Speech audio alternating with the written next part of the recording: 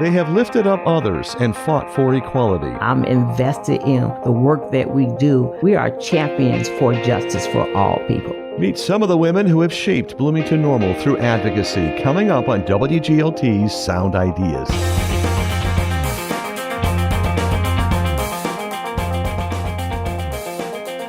Good evening, I'm John Norton. Also on today's show, Sarah Eckstein uses photography to shed light on women's health. Hear about her exhibition showing in Uptown Normal. And today's Bloomington Black History Essay winner highlights the man who broke baseball's color barrier and why he was chosen. Are you looking for a Negro that is afraid to fight back? Ricky said he is looking for a person who has the guts enough not to fight back. Those stories follow a Bloomington Normal news update just ahead. This is Sound Ideas on 89.1 WGLT and WGLT.org, part of the NPR network.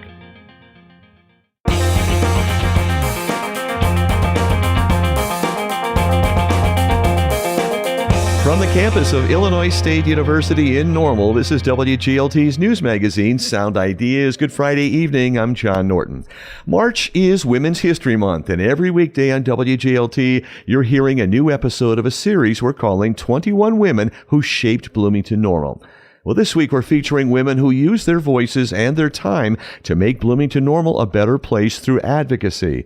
WGLT's Lindsay Jones has more. Today, the phrase social justice warrior might carry with it a little bit of a flippant tone, but the work of dedicating oneself to furthering fairness and justice in society is serious. In this week's installment of our series on 21 women who shaped Bloomington-Normal, the women featured here did just that, making them true warriors for social justice in their communities. Their advocacy has touched all corners of the Twin Cities and all sectors. Their motivations have been deeply personal, their work stemming from their experiences as women of color, and the injustices they saw and were determined somehow to make right in their own way. Charlotte Alvarez is the executive director of the Immigration Project in Normal, a nonprofit serving immigrant communities in 86 counties. Alvarez says her purpose in life has been clear to her since she was a teenager. In high school, I met my high school sweetheart. He sat me down one day and he said, "Hey, I need to tell you something. It's shaped my entire life. I am illegal." And then I said, "I don't know what that means." And he said, "You're ruining my moment." Under Alvarez's leadership, the organization has rolled out a new welcome center and increased its staff 8-fold. And when Sonia Mao came to Bloomington-Normal nearly 50 years ago, she left behind her a hometown in Arkansas that withered after a large employer left the area. Mao became a fundamental part of developing the Multicultural Leadership Institute, a nonprofit dedicated to diversifying Bloomington-Normal's pool of community leaders. She was its first executive director. The pathways to power in a beautiful little community like ours is hard to find. There have been more than 300 graduates over 15 years. Longtime community activist Willie Holton Halbert plans to be one of those graduates soon, though her 50 years in Bloomington-Normal have exemplified leadership even early on. When she was 16, she fought for an avenue on Bloomington's west side to be renamed Martin Luther King Jr. Drive. Halbert has continued fighting for racial equality and justice throughout her life, and she organized a gathering of more than 1,000 people after George Floyd was killed in 2020. Halbert is currently the second vice president of the Bloomington-Normal NAACP. I'm invested in the work that we do. We are champions for justice for all people. Halbert also served for more than a decade on Bloomington's Human Rights Commission. And that commission also attracted Reverend Bridget Black, who counted that board among many she served on in the Twin Cities during her time here. Reverend Black came to Bloomington-Normal in 2016 to become the lead pastor of the historic Wayman African Methodist Episcopal Church in downtown Bloomington. She, too, knew early in her life that she valued social justice, civil rights, and the fight for racial equality.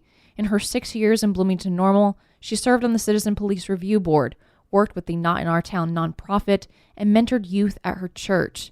And when it was clear that the needs of Black seniors were not being met in the early days of the COVID-19 vaccine rollout, community member Arlene Hosea says Reverend Black championed their cause as well, eventually getting a vaccine clinic set up at her church. She helped people see it through the eyes of others who were not like them or not from that community. That is a gift, and she was gifted in that way. For her advocacy, the city of Bloomington issued a proclamation encouraging the community to remember her contributions to it after she died. Reverend Black passed away after a battle with cancer in 2022.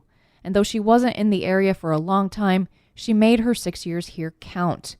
Another Wayman AME church leader, Carabelle Washington, made the most of her time here as well. She lived to be 97 years old and spent much of her life in Bloomington. She was a civil rights pioneer, a faith leader, and a humanitarian. Now, I believe that service is the rent you pay for the space you occupy. Washington worked over 30 years at State Farm, where she helped break the color barrier and lead a movement to offer night classes for people of color to improve their skills. All of us are human beings, all entitled to our share of the American dream. Washington was a founding member of the Bloomington-Normal Black History Project, preserving the stories of the local Black community. That project lives on today. Jean Morris made Bloomington-Normal a more welcoming place than it was before she got here. Morris and her husband Charles were among the first Black faculty members at Illinois State University. When they moved to Normal in 1966, they faced housing discrimination and couldn't find a place to live. They fought for passage of fair housing ordinances, and then they and 3 other couples bought houses and rented them to ISU students of color. Carla Campbell Jackson from the Bloomington-Normal NAACP calls Morris an icon. Sometimes you may have to create your own destiny, even in the face of racism and discrimination and retaliation. Morris's proudest achievement, she says, is helping to bring early childhood education to ISU. They did not have that program, and it was time in this country for people to be looking differently at children with special needs and children from low income. Morris says she followed in the footsteps of her mother, who was also an educator. Tina Sipula dedicated nearly half a century of her life to Clare House, a women's shelter and eventual food pantry in Bloomington that has since closed. But even after that pantry closed, Sipula kept at it, volunteering at Loaves and Fishes, a soup kitchen she started. Bill Talone worked with her at Clare House, and he still volunteers at the soup kitchen. He says Sipula's legacy lives on. When someone really has an impact on the community, you only have to say their first name. Much of Myra Gordon's advocacy in Bloomington-Normal was for the environment, though improvements to the environment benefit people, of course. Long before it was popular, Myra Gordon was championing recycling. Recycling our used plastic and metal materials now is an afterthought, a common sense practice. But that's due in part to people like Myra. So many of the things that we're doing now, those of us involved in the recycling center said we need to be doing these things. And that was early 80s, so 35 years ago. Gordon moved to the Twin Cities in the 1970s, and to get settled, she got to work. She was a founding member of Operation Recycle, which is now the Ecology Action Center, a unique nonprofit dedicated to sustainability in McLean County. Current executive director Michael Brown says, I like to refer to the old expression, that we are now standing on the shoulders of giants, and Myra is one of those giants.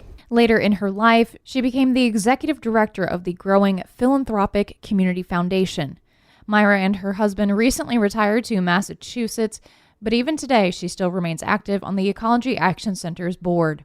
The Bloomington-Normal we know today would not exist outside of the fights of women like Charlotte Alvarez, Myra Gordon, Willie Holton Halbert, Tina Sipula, Sonia Mao, Reverend Bridget Black, Jean Morris, and Carabelle Washington, all of whom tore down barriers facing themselves and others. With reporting from Melissa Ellen, Emily Bollinger, and Ryan Denham, I'm Lindsay Jones. You can read the full series at WGLT.org/21women. Coming up next week on Sound Ideas, you'll hear that the city of Bloomington is working on a major transformation of its downtown, partly to make it more visually appealing and to make it more friendly for pedestrians. But how will the plan address the needs of people who have disabilities? An examination of the concerns about accessibility in the downtown streetscape plan next week on Sound Ideas.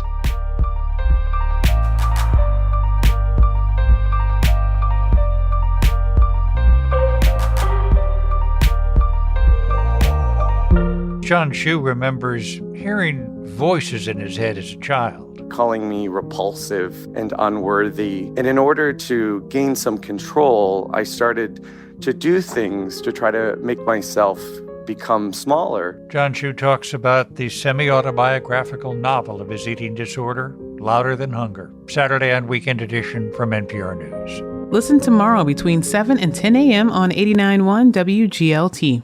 This is Sound Ideas on WGLT. I'm John Norton. Photographer Sarah Eckstein is one of 4 Master of Fine Arts candidates showing their thesis exhibitions at university galleries. WGLT's Lauren Warnicki stopped by the gallery to talk with Eckstein about her show. It's called With Love and Rage. Eckstein primarily uses self-portraiture, something she's been doing since she first held a camera. And a heads up, this conversation includes references to the anatomy and sex. I started taking self-portraits all the way back during high school.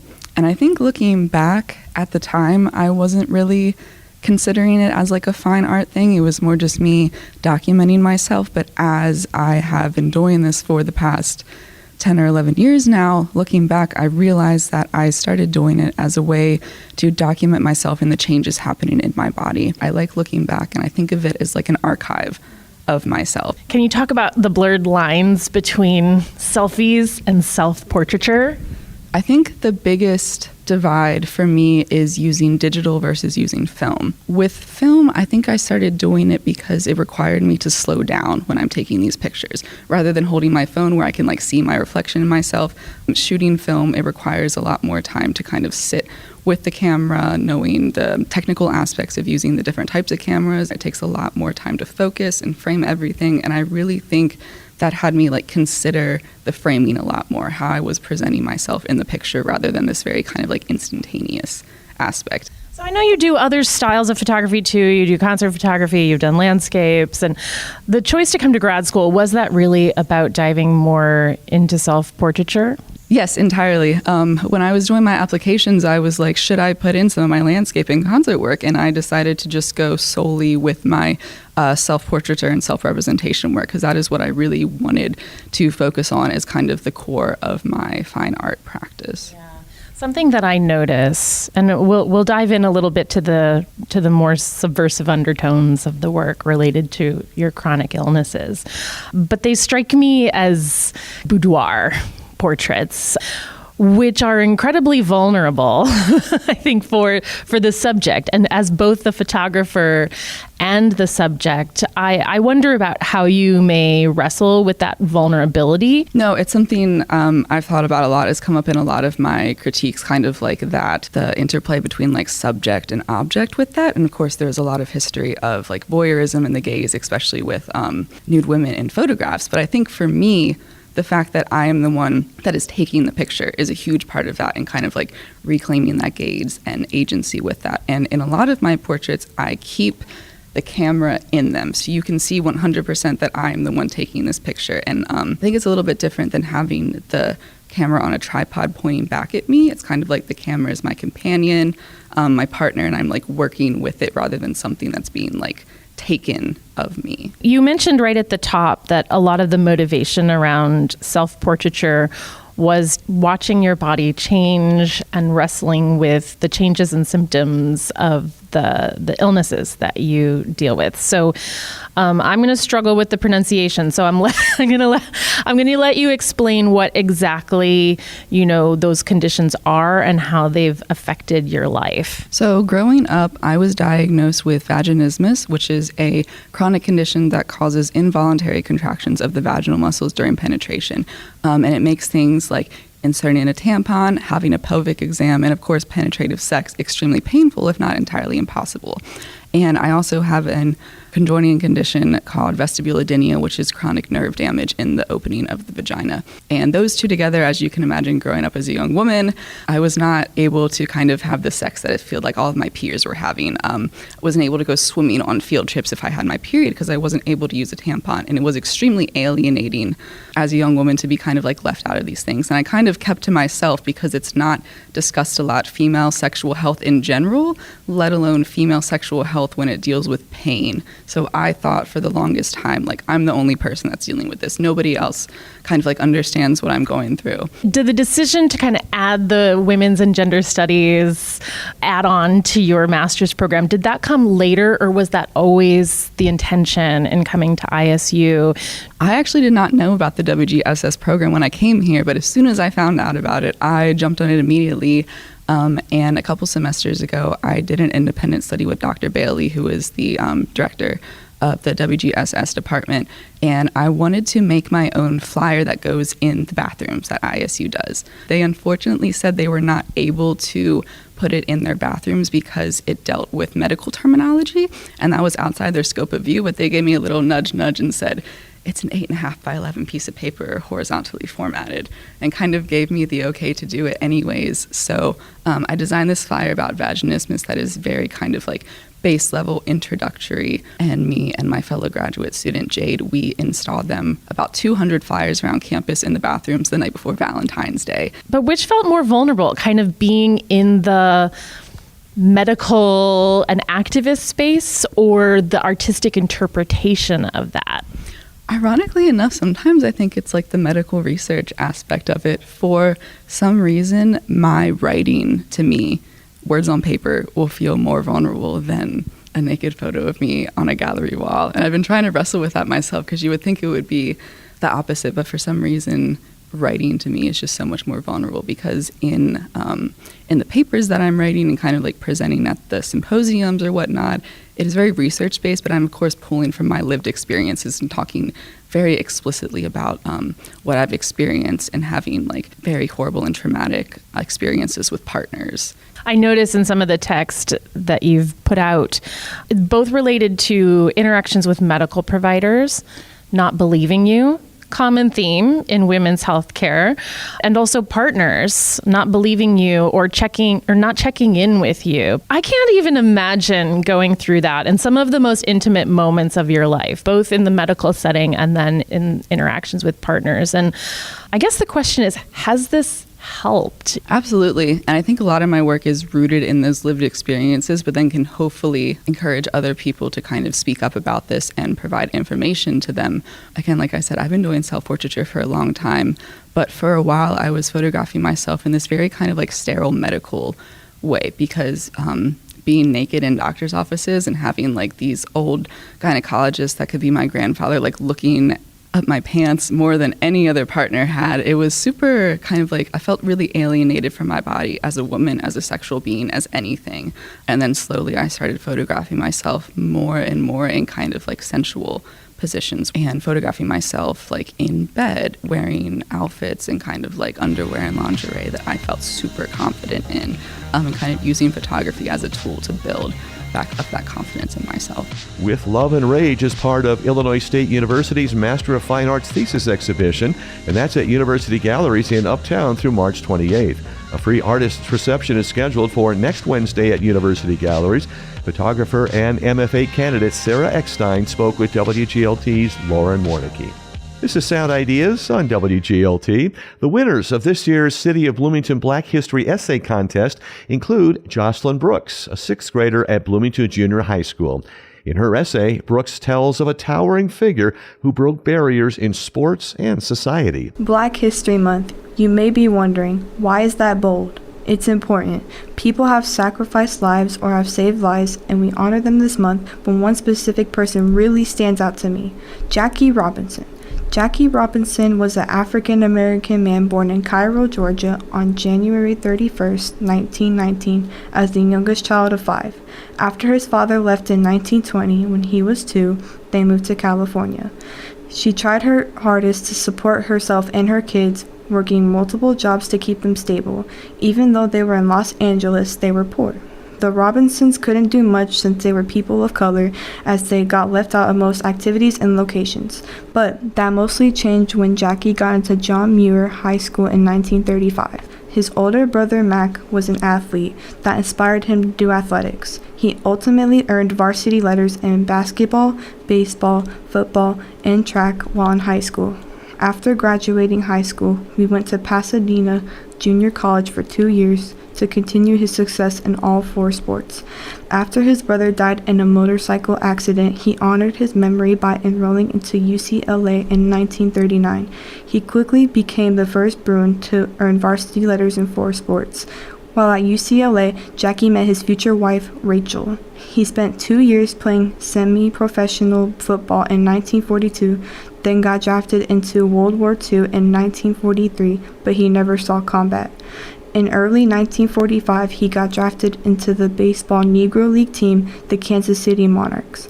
At the time, Brooklyn Dodgers executive Branch Rickey was scouting the Negro Leagues to find players who had not only talent, but dedication and braveness to join Major League Baseball.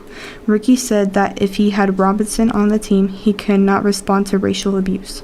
Robinson said, "Are you looking for a Negro that is afraid to fight back?" Rickey said he is looking for a person who has the guts enough not to fight back. Once Robinson agreed to turn the other cheek, a biblical phrase used by the baseball executive, he got into the Royals for the 1946 MLB season, where he batted an impressive .349. His performance led to being on the Brooklyn Dodgers, as he was the first black man in MLB breaking the color barrier. During his time on the Dodgers, he proved he belonged on the team, but the color of his skin was an issue for some fans. Hearing racist taunts from fans on the field, Dodgers teammate Pee Wee Reese put his arm around Robinson to prove that even some people wearing the uniform still accepted him on the team. In 1947, the first year with the Dodgers, he won the Rookie of the Year award. He would go on to hit .311 over his 10-year career with the Dodgers. Jackie became the first black person to win the National League Most Valuable Player with a .342 average and most stolen bases, 37, achieving a career-high 124 RBI. Robinson was an All-Star every year 1949 to 1954. He led the Brooklyn Dodgers to a World Series championship against the New York Yankees in 1955. After retiring from MLB, he was offered to be the vice president of Chock-full of Nuts and made him the first African American to be named vice president of a major American company. 20 years later, he died sadly on October 24, 1972, at the age of 53. As Jackie Robinson once said, "I'm not concerned with your liking or disliking me. All I ask is that you respect me as a human being. We love you, Jackie. Thank you." That's Jocelyn Brooks, the first place winner of the elementary school division of the City of Bloomington Black History Essay Contest. Charlie Schlenker produced this reading. And that is Sound Ideas Today. WGLT's news magazine is made possible in part by Bloomington-Normal Audiology. I'm John Norton. Story help today from WGLT's Lindsay Jones, Lauren Warnicki, and Charlie Schlenker. Ryan Toohey edits the show. Have a great weekend. You're listening to 89.1 WGLT and WGLT.org, part of the NPR network.